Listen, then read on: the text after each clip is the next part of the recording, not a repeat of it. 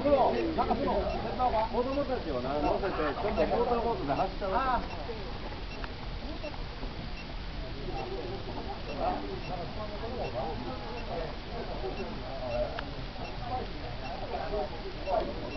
鹿児島もあるね。鹿児島からほらまあ、天神が天神なんか天の多いらしいで。天の多いらしい。多いな。天の多いらしいで。天の多いことな。坂本さんに迷いらしてほしい。ほな、お先です。ああ、どうもどうも。お疲れ様でした。次回は優勝や。怒っとるよ。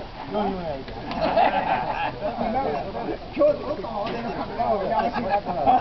こっちだよ、お前。これみたいなんで余裕ないもんなみたいな。そらけお前我慢の感じ。登らないかんときはな、マークが俺らとか登らないかんときは、木だんの、こんな登ってくる。あれはさ、じゃあ、並んでさ、こういうの俺が、本当は歌死後行ったよって言うのに、お前が、どこまで来るんだろう。ほんでもしゃあなく死後でこっちやるから。すぐじゃん。あれ、マーク行くときね、